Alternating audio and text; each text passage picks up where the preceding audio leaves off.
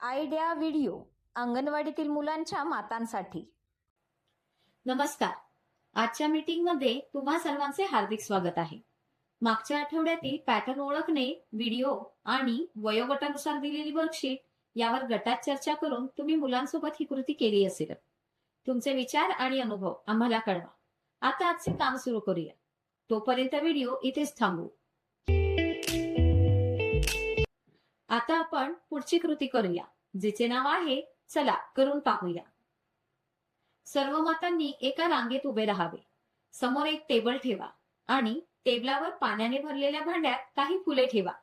जेव्हा लीडर माता 1, 2, 3 म्हणेल तेव्हा सर्व माता चमच्याने फुलं उचलतील आणि जवळच ठेवलेल्या एका भांड्यात ठेवतील. जी माता सर्वात आधी सगळी फुलं वाटीत ठेवेल ती विजेता असेल. हा खेळ पूर्ण होईपर्यंत व्हिडिओ इथेच थांबू.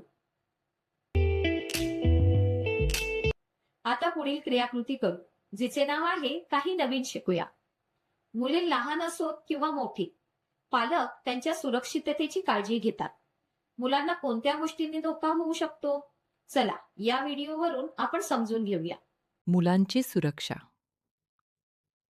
मुलांच्या सुरक्षिततेसाठी ह्या गोष्टी नेहमी लक्षात ठेवाव्यात. मुलांना अंघोळ घालताना पाणी भरलेल्या भांड्यांपासून दूर ठेवा. घराच्या साफसफाईसाठी वापरण्यात येणारे पदार्थ किंवा केमिकल मुलांपासून दूर ठेवा.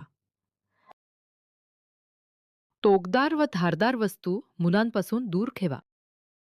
घरातील विजेची उपकरणे मुलांच्या उंचीपेक्षा वर लावा.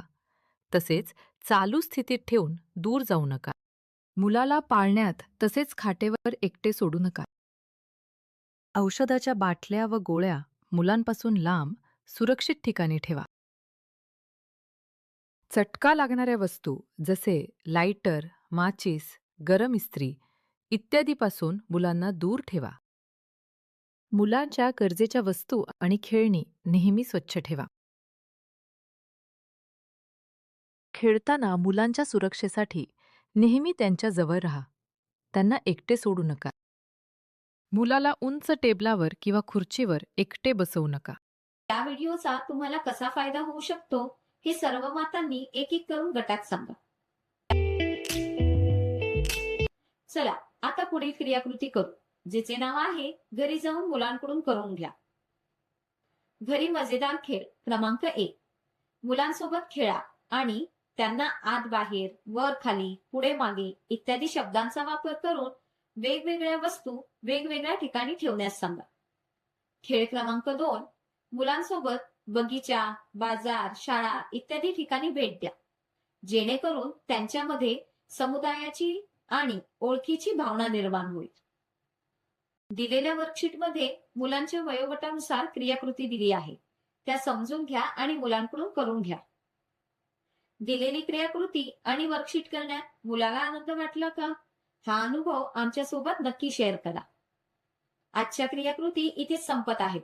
अशाच नवीन माहिती आणि क्रियाकृतींसोबत पुढच्या आठवड्यात पुन्हा भेटू. तोपर्यंत तुमची आणि मुलांची काळजी घ्या. धन्यवाद.